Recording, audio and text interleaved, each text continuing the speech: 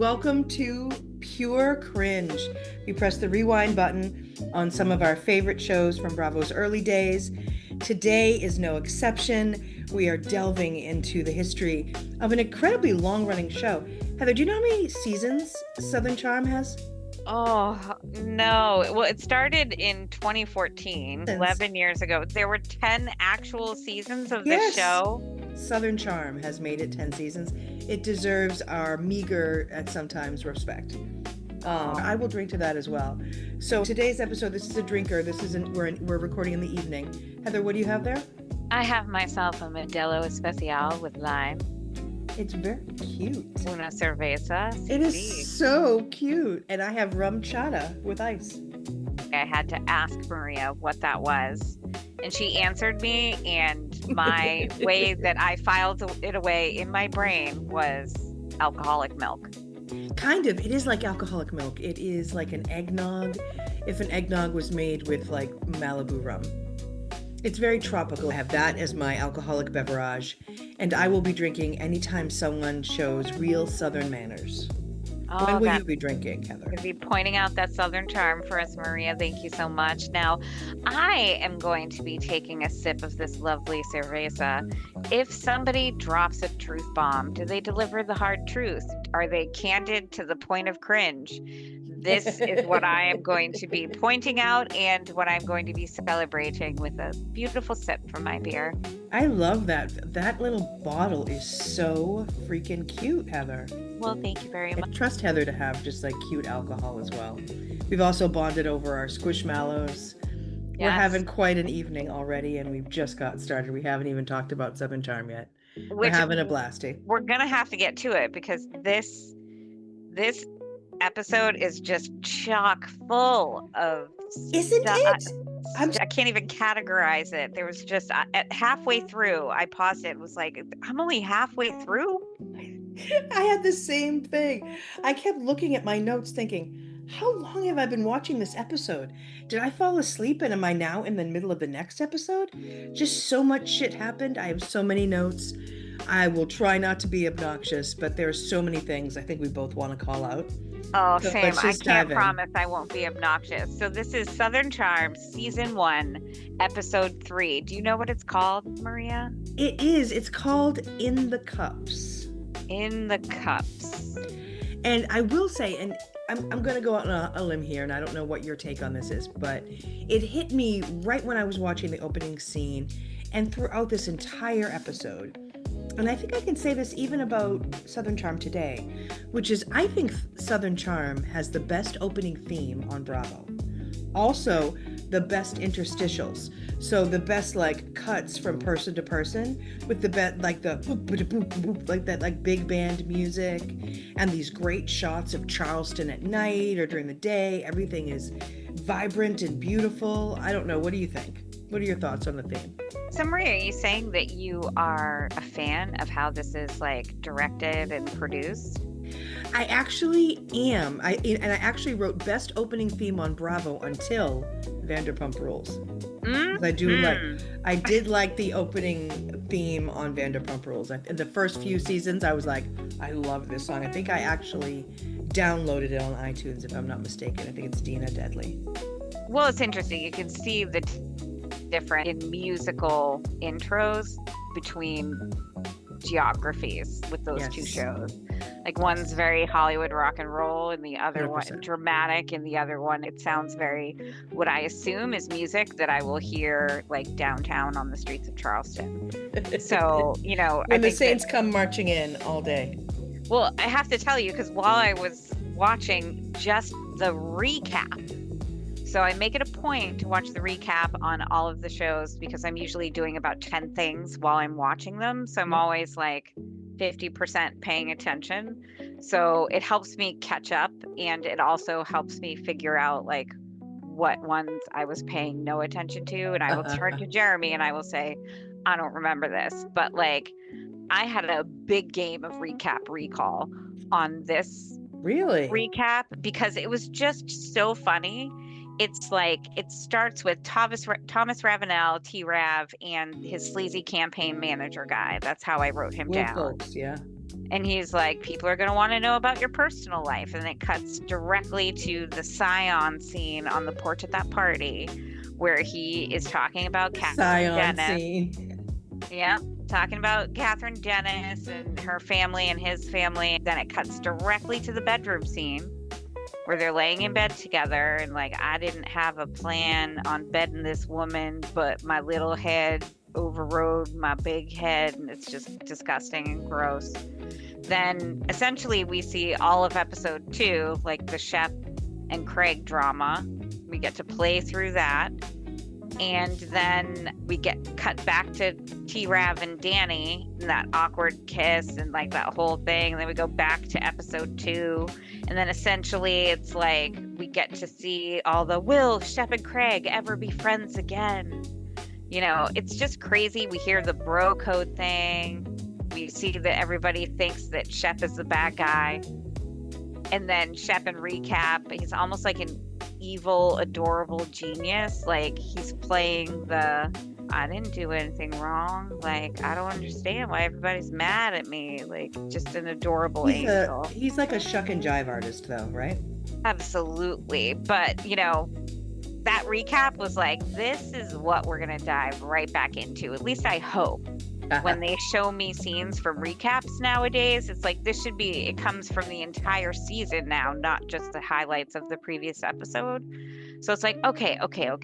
And then, like you mentioned, Charleston flashes in front of us. Always a cut scene with these, you know, specific things that they're starting to repeat. So they're getting ingrained in our brain. And I'm writing them down this entire episode. Because you know what's interesting? Just talk tourism very quickly and how desperately we want to go to Charleston. Yes. To record our finales. Like at the beginning of every movie or TV show that's set in a place, they flash recognizable attractions in the city so that people know, oh, this is San Francisco. There aren't any. Oh, this is Boston. Oh, this is Chicago. And so like, we don't know what those are for Charleston yet, but it's like they're taking that movie trope and they're like, hey, we're all of a sudden in the middle of the Windy City at that red statue that's in all the movies. Ferris Bueller. Yep. Like, you know what I mean? Like, it's just so funny. Like, Charmed was filmed in San Francisco because we always saw that pointy white building on the hills or the Golden Gate Bridge. So we're starting to see those things. Can you name one of these, you know, flashy geographical points now for Charleston? Well, I think a couple of things. I think, you know, one of the things that we always see are the horse and buggy rides. Yeah. We see that a lot. I think we see the ocean a lot. We see the harbor. But I feel like what we see a lot, I feel like we see this almost every time, is like a flash of Thomas's house. Yes, outside. Thomas's house is one of them, usually associated with when they're going to his house and they're cutting to a scene of him in his home. They'll usually show the person's home on the way, but the T-Rav bridge, not that it's his bridge, but that bridge is shown the Arthur Ravenel all bridge. the time. That's right. And the overheads of the town showing the water and, like you said, the harbor, that's always being shown. I'm going to try to point those out as we go through, because then we can start deciding which ones we want to visit on the tour and get photos with. I was just going to say, I think we have to do a drinking tour of Charleston. I'm sure there's like a Southern Charm one. If anybody knows of one, please let us know. But yeah, I would love to be able to do something like visit Craig's pillow store. Oh, yes. 100%. And not by coincidence, this is where we open, which is, you know, and I'm always remembering now because, of course, this is the first season. They're all so young, with the exception of Thomas and his dad, who are both already senior citizens practically. And skinny Craig, baby Craig, basically. Oh, yeah. Right? Waking up in his apartment is how we do this. Then we see 2 seconds later, and I don't remember this at all, naked Jenna getting into a tub, and you can pretty much see. You know what? Yes. It's so funny because I'm like, oh, so these are folks and everybody's going to be getting up and getting ready to go get about their day here. This is the wake up thing. And then I literally wrote, Craig wakes up in his boxers. Then there's a bath scene with a naked, and I wrote, who? Who is that? Because Jenna has not been important enough to me to remember her name at all. So it was just so funny that It happens. like We need show. Shep brushing his teeth with ginger ale. I don't think we do. Shep with his clothes on. Did he wake up in those? Is this supposed to be his wake up scene? I don't know. But I think it's supposed to be everybody's, right? Like, yes, but I'm not, like this could be Shep on a normal day. Like nothing about what he's doing. They don't show him getting out of bed. Right, yeah. I'm like, he could have but he does have a Montana t-shirt on, which I was like, ugh. They're so smart because, Montana, how many people were like, oh, I've been there. Oh, I relate to this guy. Oh, making me feel good about the show. Oh my God. Well, that's probably all that's going to make somebody feel good about the show. Yeah. Then we cut to Whitney with his suit and his dog, and the scarf. I literally, he steps out the door and I was like, is this like a Beatles music video or a J. Crew ad? Somebody's getting dressed to the nines. And then I'm like, oh, is he going to his meeting with Shep at 2:00? Like, I have no idea when we are the Charmiverse. We just started. I realize this is the 3rd episode, but I'm going to throw this out there as a hot take for you as well. Second hot take within like 10 minutes of starting. We'll talk about why, I'm sure, at some point. Yes. Whitney's image on this show, everything he says, everything he does, I believe is curated. I believe it is so contrived in a way that is more than I've seen anyone do in a first season. Like, he's acting like 7th season Whitney. In the first season, which is why we like them, usually everyone's unvarnished. Like, they don't know enough to shut the fuck up. They don't know enough to get styled, right? They don't know enough to really think about the things that they're doing and the impact that it will have on them. That's why these first seasons are sort of like fucked up and raw. That's why we're seeing Thomas Ravenel just assassinate his political career basically live each episode, right? So, but Whitney is so contrived. He is so trying to present an image to us that I am distracted by him. Well, what's really funny when you say that is like, I agree with you wholeheartedly. I think for me, it's a little different in the sense that he thinks, because I think that he is a very odd Warholish character. I think he's like an artist who has like a lot of eccentricities. I just think it's funny how he's presenting, like he wants to make sure that he's captured in his full glory. Being arty. That's what it is to him. Yes. I think that it's like, look at this specimen every time. They're gonna love this shot as I come out my front door with my umbrella or whatever. Like, you know what I mean? He's trying to be like Tim Burton. He's very Tim Burton-y for me. Yeah. Thomas is packing a bag. Whitney leaves with a scarf and an old dog. Cam gets up and goes to work. And this is where we start, is with Cameron. And she talks to us a little bit about how a lot of her friends don't have to work for a living. And that isn't the hand that she was dealt. And I thought to myself, however, she does drive a Mercedes. And I wonder how much of this that we're seeing on Cameron is hers versus her mother's. Because I know that her parents do well for themselves. Because we see this Mercedes, and then later we're going to see her with a couple of Louis Vuitton bags.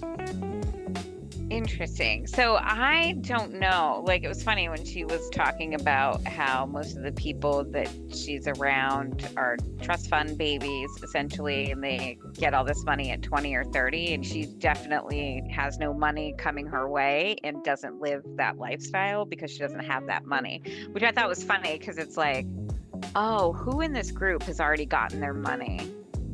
Because like Whitney has, by the way, Whitney prances around. Yeah, for sure. Shep's gotten his money. Yep, he alludes to that later on in the episode. I just love the way that she said that's not the hand of cards I was dealt. And I think, is it in this episode where she's talking to her mom? Yes, she's talking to her mom. Her mom is adorable. I don't know if we'll see her in this episode or in this season, but her mom is fabulous. I loved the fact that, she's got her full makeup on, and in a getting ready to start the day readiness scale. She's a 10. She's Yeah. got all her makeup on, stuff like that. She looks very lovely. She seems very relatable, except for the business lady driving look. Like the Real Housewives of franchise really set the bar low when it came to driving safety on film. And like every driving scene, somebody's got their phone in their hand and they're talking. Well, at least they're not texting and talking, but I hate it. It's like she's talking to her mom. It's like my biggest pet peeve of a pilot show. Like you get to a point in one of these Bravo series where they can afford to either hire their own drivers or the show hires cars for them and they get driven everywhere they go. You notice that transition based on how popular they are, but like the driving thing is terrible. But she does confess. She tells us that she quit her job. And so she's going to meet She worked in Eve. retail, right? Wasn't that she worked in retail? Well, it's interesting because she said she got a paycheck every 2 weeks. And she'll talk more later on in the episode, I think, about what she used to do when she's in her interview with this Eve at Luxury Land and Homes, which it should be Luxury Land and Home, honestly. But I thought it was funny when she calls her mom that she has to tell her mom that it's Cam. Like, I don't know if that was just nervousness or she actually has to tell her mom who's calling every time. That would be funny. I think she's probably just nervous. I thought it was sweet because she could tell she was very nervous when she meets with Eve Olasov of Luxury Land and Homes. Oh, like, this is a big first step for her, right? Because at this point, she doesn't even have her license. This is just all theoretical, right? So this is just an interview to get to know her, to see if they might want to take her on. And they do, which is awesome. Cam, you know, even when the woman says things that are throwing her off, because her mom was an etiquette coach, Cam knows how to behave like a Southern lady, and I'm going to drink to that. Cheers. Cam performing some Southern charm right there. But yeah, they take her on for a 3-month trial basis, which I thought was great. But you really could see in the interview those tense moments for Cam, where she was like, "Oh shit, I'm bombing." She could feel herself. First of all, that woman, when Cam forced a hug on her, it was weird. Yeah. I don't think she was ready for that. She, you know, is pointing out the fact that everything is pre-revolutionary and original and blah, blah, blah. And then, you know, she just yells out, "I'm a hugger," and goes for it. And she's like, "What, are you hugging me?" Because she was coming in for a handshake. Yeah. And the best part is that I actually wrote down on here, I was like, she looks like she's put together, like she's interviewing or auditioning through this scene to be a Real Housewife of Charleston. Yeah, she is giving that vibe. Yeah. And it was interesting because then I was like, there's a lot of things like filming locations. I'm sure they had to like do contracts and accept or give payment for filming location. So maybe in order to film a, you know, like going to get a real estate job for Cameron, they are taking her on like a real world job, taking her on. Like they'll take her on for 3 months because that's how long they're filming. Yeah. See what happens, because it can't hurt to have your company on television. Exactly. Even if she decided not to take her on, just the exposure from that one episode with the interview. Yeah. I think you're absolutely right. I think that's exactly what this is. But I'm happy for Cam because I just root for her. I feel like she's very sincere, so I root for Cam. Then we head to the Seabiscuit with Shep, and I have to say, and it dawned on me, because I was going to say to you, and when I was taking notes, I was going to say to you, just love the fact that we're going to just a lot of restaurants, a lot of bars, because this is going to be great for us for our trip. Oh, totally. Right? But then I thought to myself, what's great is that this cast, everyone, actually eats. I mean, other than Whitney, maybe. Nobody is dainty. Like, people do everything in Charleston, it feels like to me, with gusto. Right? Yeah. They carpe diem everything. They seize the prawns. They seize the beer. They seize everything. I actually love that when these people go out to lunch and it's being filmed, it's not just a scene. They are actually going and eating lunch. Yes. You know? Absolutely, so I agree. He has his meeting, and who does he meet, Heather? Shep, he meets with Danny, his ex-girlfriend, Danny. I love Danny. Yeah. Yeah, they have Yeah. they have sweet banter. I'm reminded why I really like and root for Shep when he's with her. Yeah, I can't now help but read into a lot of Shep's actions. And like they sit down, she orders whatever she's ordering, and he says, gross, no. With the waitress standing right there. He's very immature, yeah. He's so immature. He has no filter. His opinion is important and always right. You know what I mean? Like, I just thought that it was gross the way that he treats wait staff. They get into his relationship life. He, for some reason, he's talking about how he and Danny had a good relationship, and she is essentially commitment is why it ended. She says why it didn't work was he wasn't willing to settle down. He's not going to settle down. There's some comment about 100 years, and I don't remember what it was. She essentially tells him that if he's serious about MJ, then he has to make a sacrifice. No, I need attention. I need back rubs versus, running around and doing what I want. And I'm just like, oh, Shep, you're so self-involved. Like, you don't have to understand that it's not all about you, because it's apparently been all about you your whole life. I was just going to say that. I was just going to say, I don't know that Shep at that time, I think Shep now, but I don't think Shep at that time was aware at all that there was a universe outside of his own life. I don't think he realized that at all. I just don't think. Yeah. And honestly, and that's again what I like about this show, is that these guys are so unaware, right? Like you can't have a reality show with emotionally intelligent people. Right? No. Like, because it would not be interesting to watch. It would just be people behaving well the whole time and supportive of each other, and being able to understand and manage their own emotions and their relationships with people. But that's not interesting. What is interesting, though, is people like this who have no awareness. I don't think Shep really realizes how obnoxious he is. No, I don't think so, because I think that he thinks he's lovable. he's amusing. Yeah, yes. just like he's this adorable angel friend that you have. Yep. But it's funny because essentially she's like, if you're serious about MJ, which these people are you serious about some girl you just started dating and it's not into you, but whatever. And he says, after talking about all the things he needs, that the clock is ticking on MJ. And then he dropped 2 truth bombs in a row. The first was his quote to Danny, although I didn't fool around on you, ... And I'm sure he's referencing the fact that he slept with Kathryn and he's supposed to be pursuing and dating MJ. Right. So like he's just hinting like, he hasn't been faithful.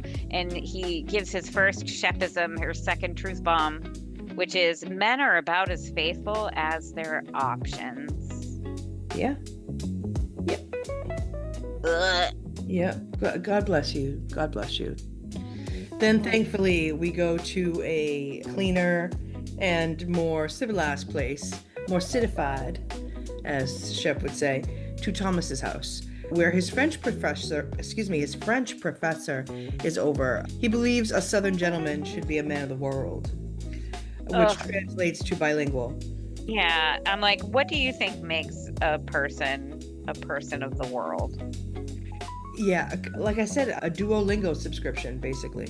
Well, it's funny, like somebody who knew multiple languages used to mean that person was, or does mean sometimes, assumption that they've traveled the world. They have broadened their views. They don't just have a singular point of view from the tiny pinpoint on a map that they are. And so like knowing more than one language was like potentially a sign of growth, and that is not what that is. Like, that's funny. Is that what that signifies to you? What someone who speaks more than one language to me signifies is, especially when we get into like 3s and 4s, is I always, I'm always in full-on admiration of the intelligence of said person. Right. because I don't have that. I think that Thomas has a very limited view. I bet you anything, the platitudes that we are hearing him say are from his dad. Oh, of course, it has all of the influences during his upbringing. I think it's interesting 'cause she dives into a bunch of questions about like why he started to learn how to speak French, and it's because of the Ravenel name. He like interested, obviously, apparently French or French Canadian, and French. he's interested. She references the last time they met, which I loved because it means that he didn't just pretend that he had a Yeah, French no, he has a French tutor. tutor. Yeah. No, he called her, as you did at first, her professor. But Professor. gonna go to dinner tonight, and I thought that they were talking about Beatrice. So I was like, oh, she's his French tutor, but no, he was telling her about Danny. I'm like, who the heck is this? And this is another case. Just like before, I'm like, does having the captions on eliminate this confusion? Like, Yes. do they put in Yes. parentheses, Danny went out with Yes. this girl last night, in parentheses, Danny? Because I'm like, what the hell? Yes, but please note that it doesn't make the fact that he is talking to his French tutor about his love life any more understandable. Like, that Yeah. is still crazy, and thankfully the scene ends without too much pain. Well, I have to tell you, and this Yeah. is where the editing is so obvious in this. Like, you can tell what snippets they took out of a conversation because it seems like they're filming the whole thing, obviously. I did want to point out that he does say that he wants to seal the deal because they've been out a few times already. And we all know what he means by seal the deal. Yeah. But she asked him a couple questions. She asked him how long they've been dating, and he said a couple dates. And then she asked him how old, and he said 29. And then what's interesting is they cut to him being like, what do you recommend? And my theory is that they spoke a lot longer. There were more questions. He went into detail, and then she says, be soft about it, not pushy. And he says, well, I'm not getting younger, to which she responds, make sure she has feelings for you. Which makes me think She knew more that about it than, yes. he Okay. either told her the whole story and we just missed He must that, have, you're correct. Yep. or the gossip train has left the station when it comes to Danny, Danny's family, Shep. All the talk right now is about how he blew it with this kiss, and he thinks he's still going to win her back. Whereas from her perspective, as we've already heard, No, you're absolutely right, Heather. This is why I love doing this with you. Oh, sorry. you No, are we so haven't good. heard. We're about to hear it. We're about to hear it in 2 to seconds. Shep and Danny. Yeah. But you're right. I think that's exactly why the phrasing there sounds like she knows more about it than we've heard her be told. That wouldn't be my go-to response if No, I somebody's would like, never oh, think I'm that. really trying to impress this young girl. What do you recommend? It's not make sure she has feelings for you. Don't be pushy. She knows. Oh yeah, you're absolutely right. You are the queen of perception, my friend. Yep. She and delivers a truth bomb. She does. Oh yes, drank. So then we head back to Shep and Danny. And then she tells him about what has been going on with Thomas. And it's really uncomfortable because you can tell that, like, she doesn't really like talking about it. Shep certainly doesn't want to hear it. But Shep tells us that she's from a nice family and tells her to basically clear the air with Thomas, to basically friend zone him, which is where she was going anyway. It's not like she was confused about how she felt. I think she was just looking for him to tell her how to approach the situation. Those scenes are over and we move to Thomas and JD on a boat, about maybe 25-foot boat, approaching a dock, and T-Rav is apparently going to let Craig borrow said boat. I wonder how close these people are in real life, honestly. No, I mean, JD questions T-Rav, and he's like, you're going to let him borrow your boat? And he says, yeah, he seems responsible. Yeah, and which is fucking nuts, but okay. That's about as much consideration as he gives it before he dives right into the fact that, which we already understand, he's ready to breed. Yeah. And then honestly, like I was disappointed in this conversation between T-Rav and JD about like how JD is talking about his wife. Yes. Like I Yes. think that you can see a bit that maybe he did have a Playboy past with T-Rav, the way that he talks about his wife here. You know, the phrase one a days, or maybe even two a days. I just found this is where I started writing gross in my notebook again. I haven't written gross in my notebook so far this episode, but we're there. I'm starting to understand. This is why I really love going back and doing these, because when I first watched these, I couldn't understand what was wrong with Thomas. But as each episode ticks by and as every scene goes by, it reinforces the fact that like this man is like rudderless. He kind of doesn't know like what to do with his life. He reminds me of how I felt as like a teenager in my 20s, like waiting for something to happen to me. Like I was just in the world, like waiting for something to happen to me, not knowing if I should go this way or that way, or if I should like that or not like that. And it's hard to watch a man who's only a couple of years younger than I am now still feel that way, because I think that's why he has these massive relationship problems. And I think that's why his relationship is going to go the way it will, because he is just in like a desperate, grasping moment, looking for something that will stick, something that will allow him to overcome the prison piece, anything that will allow him to repair his reputation, you know, or even make a step in repairing it. I feel like he's dying to try it. That's funny. I'm the daddy in this relationship, but he doesn't have the faculties to parent himself, let alone an entire relationship. And this is what he wants to start, his big patriarchy. And he can't even make a good decision. Like he's just, oh, what do you think? No, that sounds really good. I can do that. Okay, let's do that. And hey, do you do this with me? Like, I've known you for a bit and we've been on a date. Let's go. Well, like, that's the thing. Yes, yeah, it feels so yeah, and it's hard to actually watch it now this time around. You know, he says that most political figures are married and he has no wife, no children, and no dog. And I thought, well, fucking get a dog and shut up. Yeah. And then Craig arrives in an orange polo and black dress pants. Yeah, I wrote Craig's Craigie shoes. He's been working all day. He looks sharp.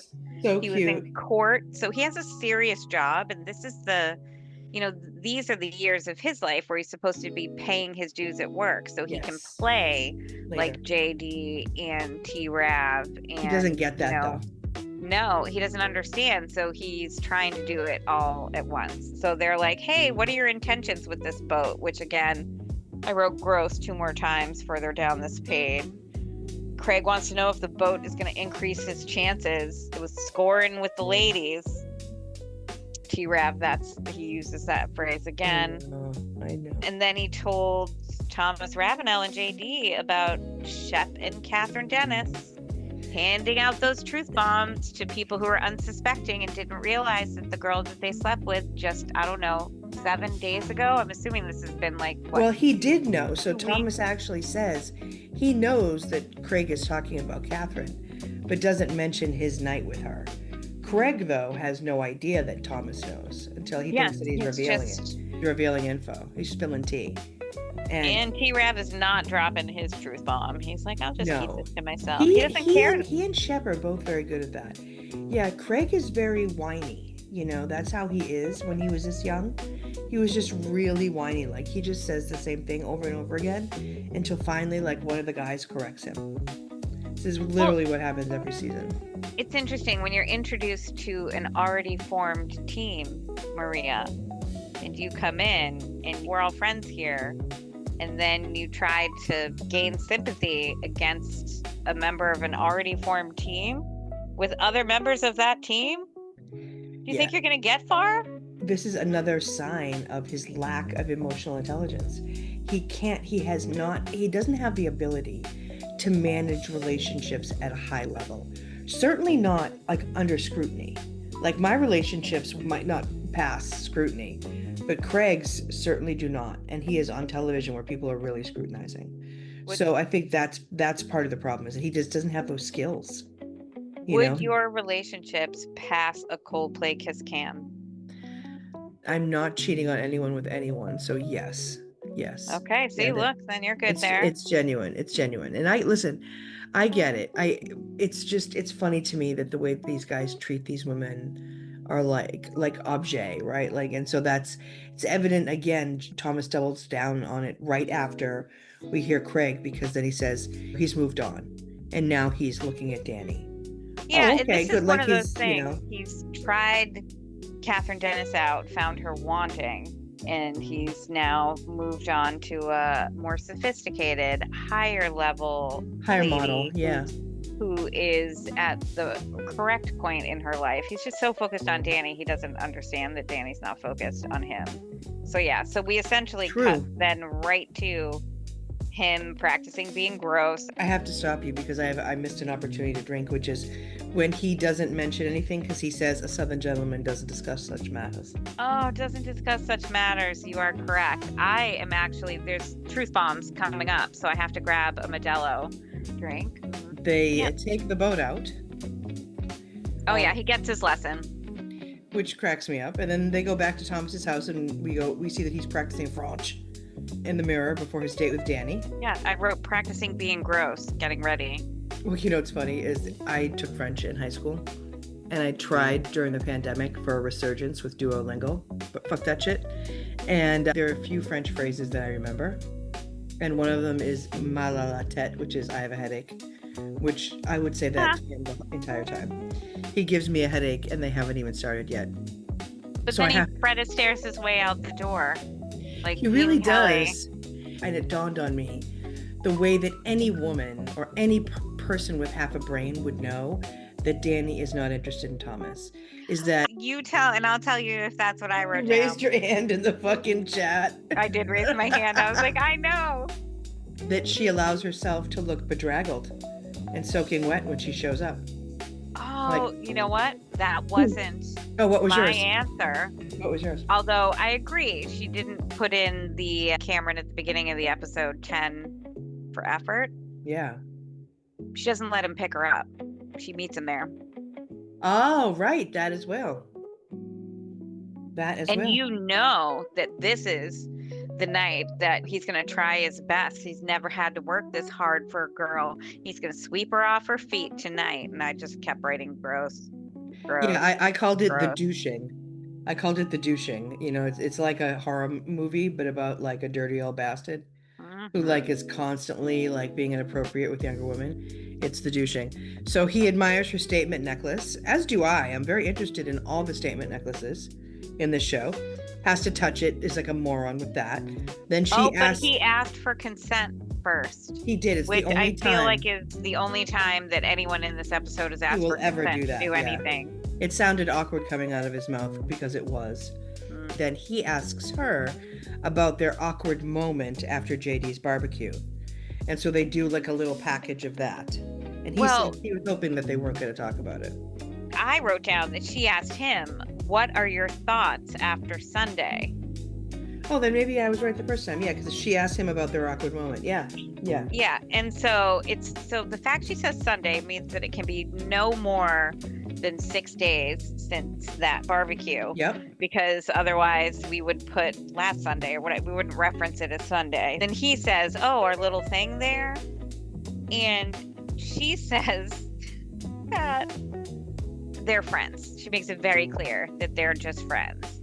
And he asks her why, which at first I was like, I'm sorry, but like, it hasn't been that long. You don't deserve closure here. You don't ask somebody why they don't want to be your girlfriend. So I essentially was like, what the fuck is he asking? And then she plain as day says, your conviction. Yeah, I mean, you know, she says we're friends and I would kind of like to keep it that way. Yeah. And, you know, this is where I, for a moment, really felt for Thomas, because he is clearly humiliated. I can't even imagine this happening to me, and also it being filmed for fucking Bravo TV. Like, I cannot even imagine. And so we then cut to the next day where Thomas is driving and he calls Shep and invites him to go fishing and pick his brain about Danny. And again, here I made a note that's, Southern Charm has the most beautiful interstitials. I love it, especially when we're going to go see Brooklyn, Thomas's plantation, where we get to see all the shots outside. Just Yeah. gorgeous. So Good we see, marketing for that place. right? What he refers to as my country place. My country But place. Shep has to bring beer. Yeah, I mean, listen, I don't think I'd invite Shep unless he was bringing drinks. I'm certainly not going to buy drinks for Shep. It's a lot of money. Well, He's a and big drinker. what I think is interesting here is that, as we've already seen, like, T-Rab knew that, Shep got with Kathryn, and he thinks it's fine. He'd already been Because he with didn't care for Kathryn. her. He didn't care about her. Yeah. Him and Shep being with the same woman probably has happened before with the 10-to-1 dating ratio. Excuse me. But what I think is interesting here is that you can tell that's especially true here, where he thinks it's totally normal to find out from Shep how to win over Danny. Well, yeah, it's very high school, isn't it? Like, that you would talk to the ex of this person, like, to try to unpack this whole situation. I mean, it's just, I don't know. Whatever. It's, we'll get to it in a minute, but it's coming. It's coming. We go to Jenna's First, house now. yeah, we see Whitney, Brandy, Cameron, and they're approaching Jenna's house, which is palatial. Even Whitney makes note of it, right? Even Whitney, who lives in his mother's beautiful mansion. So we're waiting for Jenna to come to the door. Cameron talks a little bit about why they choose blue as the color of the porches. And it's because it keeps the evil spirits out, because it's painted to look like heaven, which I thought was really cool. Color of the heavens, sky blue, baby. Yep. Yeah. And Kim tells us this because she just aced her real estate exam. Yep. So same time frame. Like, this is very short time here. Yep. And so Jenna takes them on a tour. The house is gorgeous. It looks like something that was rented, furnished. Cam talks to the camera and posits a query of maybe how Jenna is affording this house. I would assume that even almost 20 years ago, that the rent on a home like that would have been $3,000 or $4,000 a month. Yeah, maybe even Now more. Great closer to filming 10. location. Yeah. Yeah, I don't know what, real world used to get for those houses, like, that everybody can live in and film in. That could have been a Bad Girls Club house for all we know. Yeah. But it's interesting because it's just like a whole, like, truth bombs being set off here and there. Cam starts talking about Brandy. She likes her. She's a West Coast girl who says what she thinks, but she's curious what her actual job is. Like, this is honestly just a lot of women shaming, women going back and forth being like, how'd you get this money? Is this a sugar daddy? Like, what is this? Cheers, whatever. And it's so funny. Horrible. Yeah. She's like, Brandy and Whitney live in the same house, and oh, Jenna, how'd you get this job? Jenna versus Brandy kicks off. Yeah. How do you afford yours? My bank account. How do you afford yours? My work. Oh, What do you well, do for work? what do you do? Whitney dropping a truth bomb. I don't want to say anything, but Jenna does have a rich boyfriend. Yep. And I feel like Jenna just tells everybody to fuck off. Oh, so I have a Range Rover just working here? What are you talking about? No, my boyfriend didn't buy it for me. I'm not dating a married guy. What are you talking about? Ew. It just has that energy, especially since she was naked. It's all very like Valley Girl. It's funny because when Jenna finally gets pissed and she's like, what do you do? And then Brandy's like, I'm a fashion major. And then she's like, it's no one's business how I afford my home. But like, it will become something that almost everyone on the cast will comment on in this episode. Yes. Can we just say, though, Whitney's story while he was opening the champagne about a revered member of his family and showing people, which is true. I used to open bottles of champagne for events at work, like as a waitress and corporate wise. And that is how you're supposed to open up a bottle of champagne to keep whatever. And then apparently they're all like, shut up. That's no fun. It's all very on brand for Whitney. Then this is when we head back to Brooklyn, of course, and when everything we have foretold will come to pass. And Shep arrives to go fishing with Thomas. And he tells us, Shep, that he grew up fishing in the South Carolina islands. What he really hopes is that Thomas doesn't want to talk about Danny and he's going to play dumb. So I do want to mention something here. These confessionals with Shep, he looks so greasy and so dirty Yeah. and so in need of a shower Evil genius. that I am grossed out by him. He says, you might think when you look at Thomas and myself that we are of the same ilk. But Shep is an outdoorsman. Thomas is more citified. Now, see, what I thought that he was saying was that he and Thomas are of the same ilk, like they're the same standing. No, he said what you might be able to tell but think by looking at us if we are. You might think we are. Well, yeah. So, I mean, he does go to list differences, but I thought he was like monetarily and status-wise, we're the same. Oh, no, I think but he thinks that he's, whatever, I'm an outdoorsman. And he thinks these things, but I'm the one with the actual morals. And he wants to talk about politics, and I hate politicians. They're both super rich guys, and, but he sees Thomas as, basically like any other politician who sold his soul. And he does announce, Shep does, that he'll fold like a cheap suit in the face of adversity. I realize Thomas is wearing Gucci boat shoes. Oh, that's cute. God bless him. Yeah. I did write down that they were both in casual picnic attire. Yeah, exactly. Yes. I realized that Thomas is a short king next to Shep.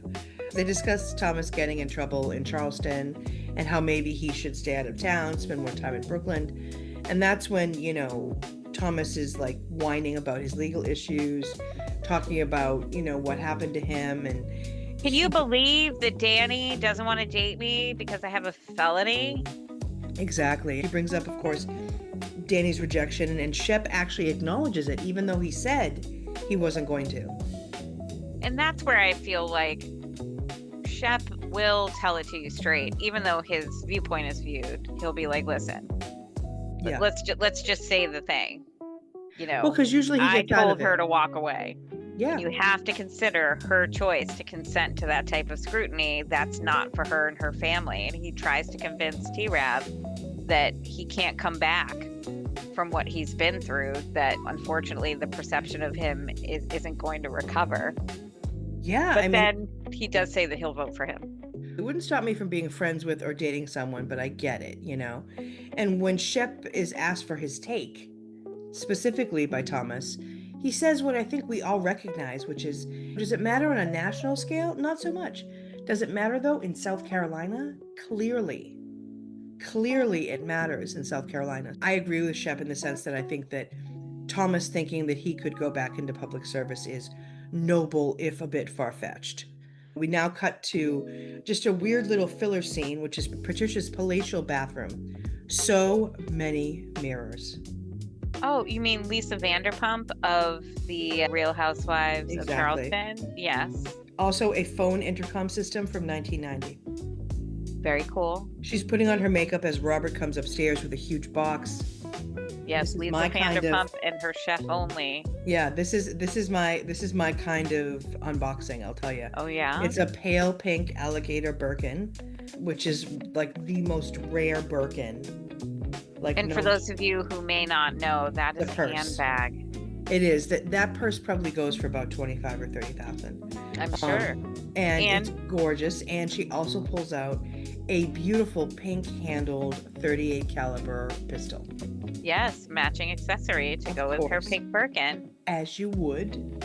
I swear they're gunning for a spinoff for Real Housewives of Charleston with these types of scenes. They're trying to get a little bit of folks on video. She should have had her own Real show. Housewives. Patricia should have just had her own show from the beginning because she is just hilarious. Yes. She really should.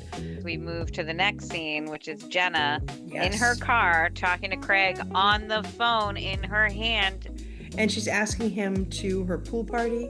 And Craig again becomes a 16-year-old girl. And he says, if Shep's going to be there, I'm not going to be there. It's feeling to hurt. Yeah. And so Jenna, thinks that the fight is stupid and that, Craig can't claim a girl, which I get. And then we go to Jenna's house where we see a motley crew. And they're preparing for housewarming. Like Timu grill. Like the worst, really tiniest cheap, grill. Huh? were you like, how many bleeping people are showing up to this party? And you see that grill, but they got plenty of alcohol. They run out of glasses, probably 4 people in, and they switch to clear plastic glasses. But there's plenty of booze. Well, I think that's what's most important. I mean, I think that Jenna, being from the area, knows. I mean, she can read the room. She's from the area. She knows that if anything is going to be important, it's going to be the booze. It's like if we were in Savannah. Savannah is the same way. Like, is the food amazing? Yes. Are the drinks amazing? Yes. Which is more important? The drinks, definitely. Yeah. And then there's just a bunch of gross men standing around and talking to Jenna. Yeah, it's very strange. It really is a motley crew, right? And she says it. She says she has an eclectic friend group. And then, we see Cameron shows up, God bless her, looking like Margot, really. And then JD and Thomas arrive. And Thomas says that, he's been in the cups prior to his arrival at Jenna's. His sunglasses are like a little tilted. Yes. Just a tiny bit tilted. And he says that it's an old Charleston expression, which I think is probably not true. I think it probably goes back to Shakespeare or something like that, if I'm not mistaken. Cheers, Southern Charm, cheers. How to announce that you're already wasted when you arrive to a party, so people are forewarned. Right? So yeah, Shep is there looking showered. His hair's like fluffy. He looks like he might not smell moldy. And he's talking with Tom about the fishing and the how they bonded a little bit about having the same grandmother or grandmothers that were related. And that's what JD says, if you don't get along with Shep, then there's something wrong with you. And Thomas says, oh, it's the same thing about me. If you don't like me, then there's something wrong with you. And Shep says, yes, you and I are unbearably wonderful.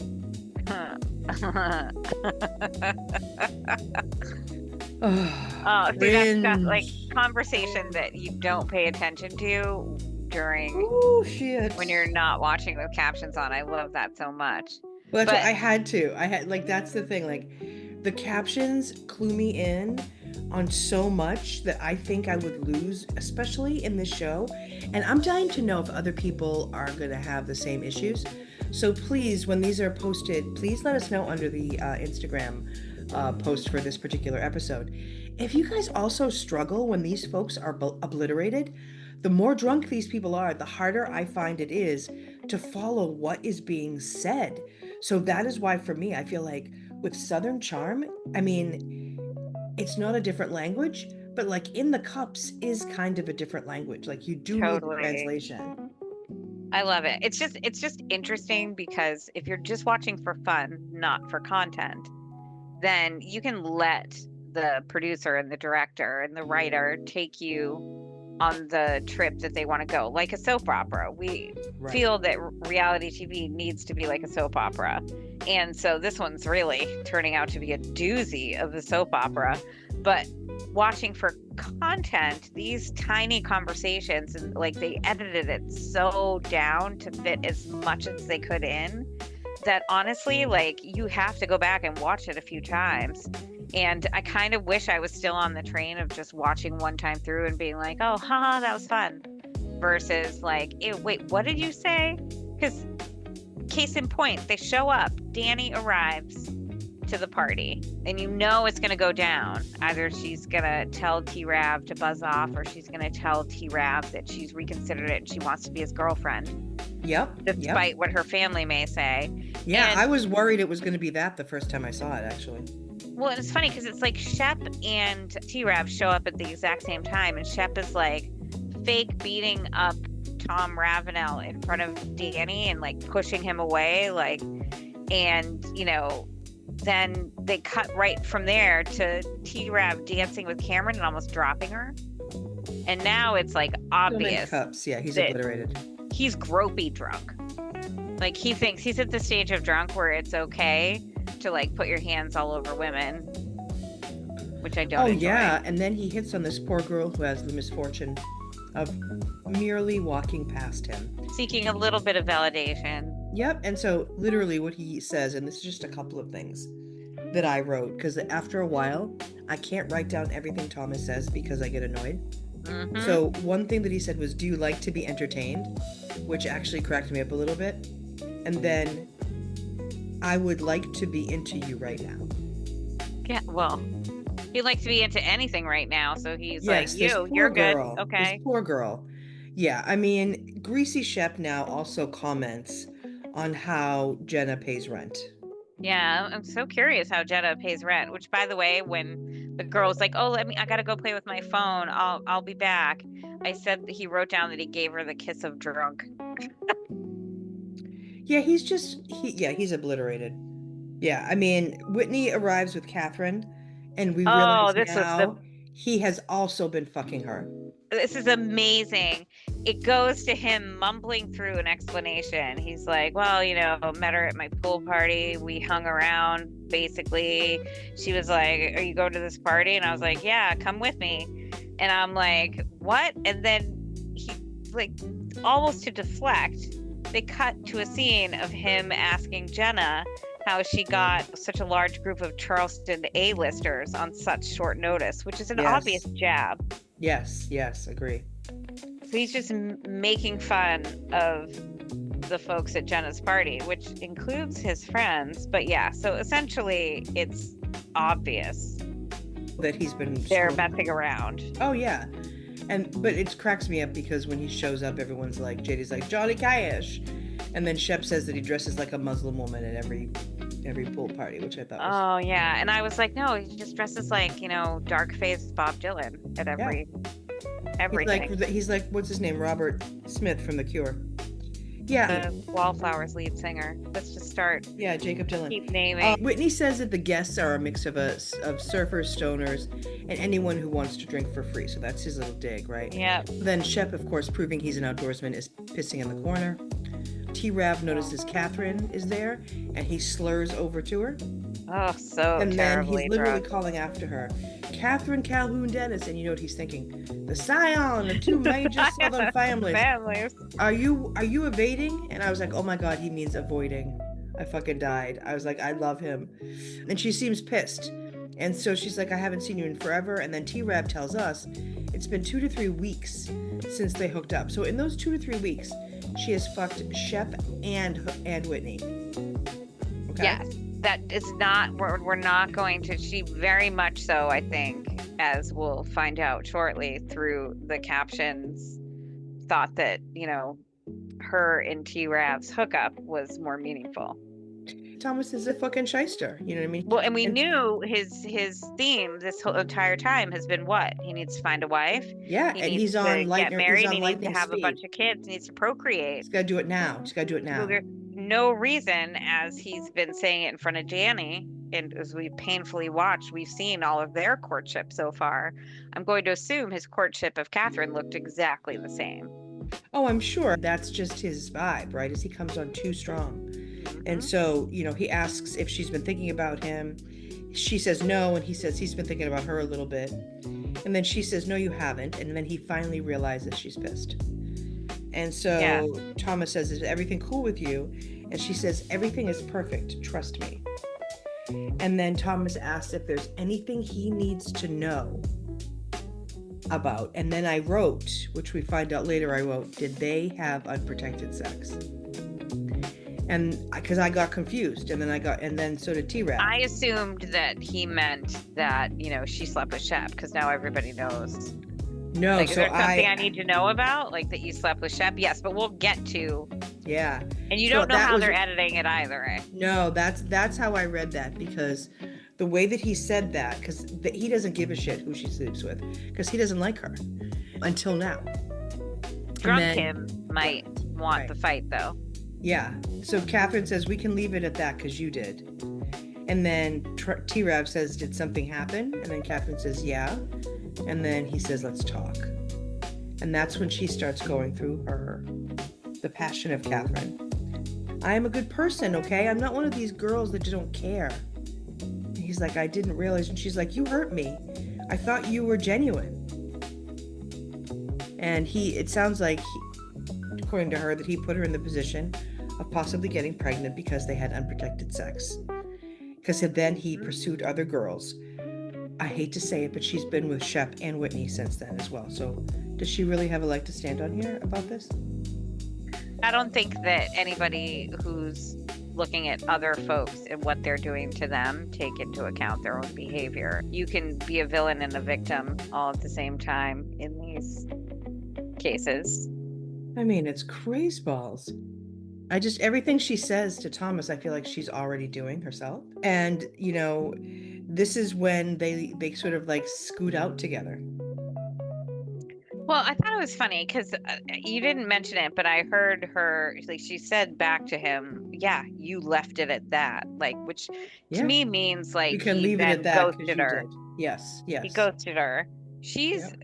in my opinion, drunk. So I don't think she has any idea yet whether she's potentially pregnant or not, because she kind of, what I took from it was he seduced her with talk of the future. He's looking for a Yes. wife. He thinks Yep. that they're too scion. Yep. Like, oh, they're going to be a political, Exactly. and Yep. talked her into sex without a condom, which I'm sure him, Shep, and everybody else down there does as much as they possibly can because they're selfish. Then she never heard from him again. Then he's fucking around with Danny, which I feel like she mentions in some way. So it's drunk jealousy on both their parts, I think.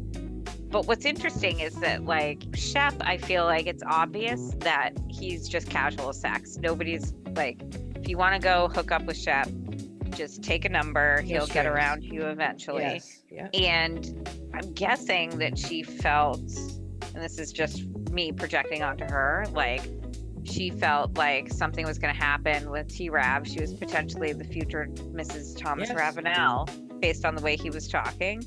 It's so much so that she was like, yeah, I'll get pregnant. I want to be a political powerhouse couple duo.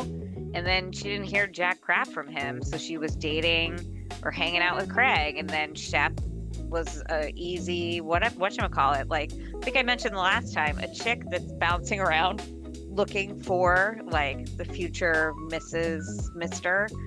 Like you'll try anything out once. Mm-hmm.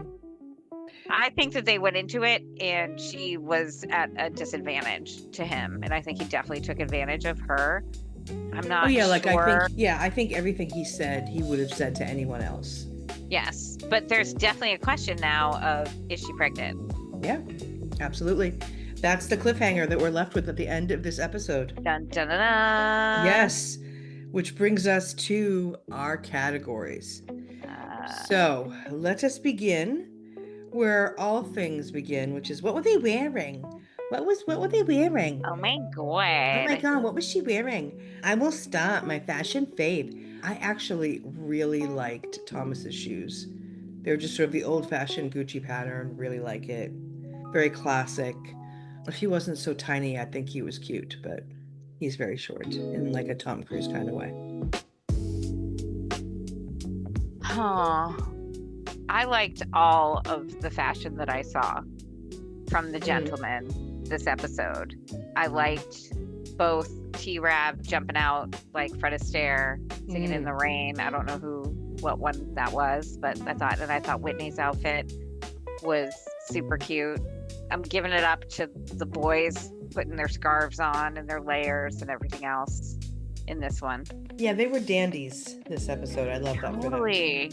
I love that. And I actually feel like that's one of the cool things about these guys, is that they're all kind of willing to experiment.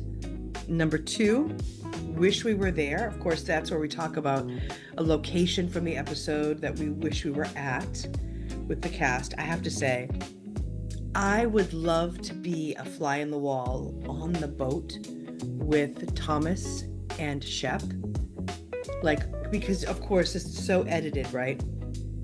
I would have loved to have seen how the conversation started and how it made Shep squirm to the point where he actually admitted to talking to Danny about it.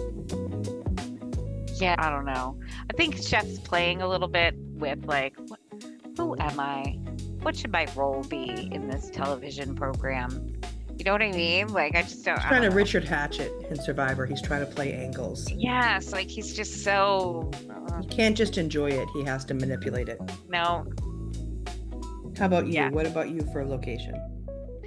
Oh, well, this one's tough. I think the water. Oh, yeah.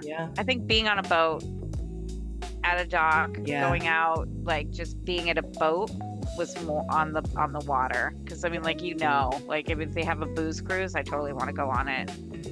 Trivia booze cruise. Ooh, it does sound like a good time. I want to go on that too. Yeah. Let me know. All right, and now Heather, it is your turn to discuss with us the person who is in this week's spotlight. And so We this are is taking where Lady Godiva herself. yes, the naked lady. The naked lady. The naked lady. Yeah. We're taking Jenna King. It's really hard to find out information about Bravo stars online. They almost predictably don't have like Wikipedias that show up. But let's just talk about Jenna King on her IMDb biography. I think we already talked about, she was born December 26th in Plantation, Florida, which is interesting because I don't know if we found out a lot about her, like where her family's from and all that stuff. We just really found that she was world traveled when we got introduced to her. She grew up in South Florida theater, and she was in over 30 productions, obviously, I'm guessing, while she was growing up. She went on to study art theater or theater arts at the University of Miami, starring in numerous plays, musicals, and other projects. And she moved to LA after graduation to pursue her love full-time, and has been part of several projects since. And that's what her biography on IMDb says. She's been a classical pianist. She's traveled over the United States. But then if I go to her Bravo, she's an aspiring fashion designer, and she's currently designing a line of fashion gloves. Yeah. The other one was someone different. So, yeah, Jenna is from Sumter, South Carolina, and those half gloves she's wearing are the ones that she designs, and she's also interested in designing some of those glasses. We actually find out the name of her boyfriend, the person who paid for everything, Louis Ceruzzi, and he was a real estate developer. Are they still together? No, so that was he was 30 years older than her. Interesting. Jenna came from, to LA to actually be on the show. She got into a relationship. Have you ever heard of the band Falling in Reverse? She was with Ronnie Radke, who was their singer. Lou passed away due to cancer in 2017. Jenna was also in a long-term relationship with the Brazilian woman, Janena de Vera, since 2016, but they split up in 2019.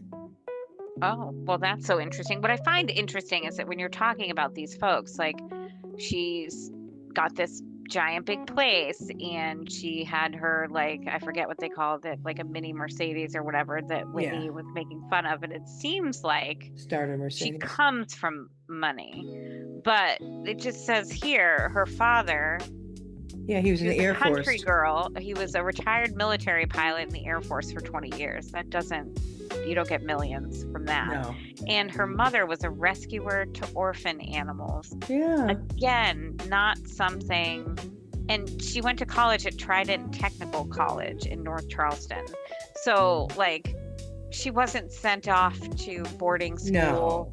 Like, she's closer to Craig in real life than to Shep. Right. Yes, 100%. But she's balling. But she's balling because her boyfriend has got more money than Jesus. If he's a real estate guy and he's in his 50s, he's got to be making bank in Charleston. That's where she got the house. He's a real estate guy. Interesting. She did barrel riding in the rodeo throughout high school. God bless. And she snowboards and flies with her dad. She's kind of like a very independent young lady. Like, she's going to go where her heart takes her and find the means to do so in the process. Yeah, she was always one of my favorites. I was always bummed that she didn't have huge storylines. But yeah, that was some cool info about Jenna King. Thanks, Heather. And so now, lastly, is for the most cringeworthy moment. And for me, it was when he was talking to that cute little blonde girl at the party about wanting to be into her. How about you? Oh, there are so many. Honestly, it's honestly a tie between Shep being so like, whatever I can get away with, I'm gonna get away with it. Wink. You know what I mean? This is what I need. And I didn't cheat on you. Like, I wrote gross all over that page. I think it's honestly the Danny T-Rav situation. Props to Danny for being able to communicate, exactly the way Agree. things are. Yeah. Maybe took it a little too far, but at least is being honest. It sucks that she felt like, I mean, she really tiptoed her way through this in a way Yeah. almost like this is dangerous to me situation. That ties though with the interaction at the end, which, having seen this already, we know is going to become very meaningful. Like, Yes. just the way that everyone is kind of treating sexual partners as conquests or career advancers or whatever Wild. else. Like, Yeah. nobody's being responsible here, and it's going to catch up to all of them. Yep. It is. It's gross, but it's hilarious to watch. And I'm loving seeing like women like Danny and Cam and Jenna kind of stick up for themselves. Which I just want to mention, Cam, you notice, wakes up like she's a young single girl. There has still been no mention of her real life husband. So they're not married yet, but he won't. Oh, they're not married yet. Okay, that would be why. He never comes on the show and he's never seen. He doesn't, I know, but I mean, like, at No. least later when She'll they mention start him. having babies. She'll mention him, yeah, for sure. And the baby is on the show. Yes, exactly. So I mean, But- like, it's just funny. He gets worked his way in. You just know that he doesn't like it. They're not married yet. They'll be married, I think, next year. I don't even know if she's engaged yet at this point. I haven't been looking for a ring. Haha, Heather's on the case. Yep. So next time, I can't wait to find out how this party ends. Yes, is she or isn't she is the name of the episode. And what we're going to be trying to figure out is Kathryn pregnant? And if she is, whose baby is it? So I'm really excited to find out. Well, friends, we will ask again, please rate the podcast wherever you're listening on whatever platform and share with your friends. We'd really appreciate it. And we'll see you next time on Pure Cringe. Love you guys. Bye. Can't wait. Bye.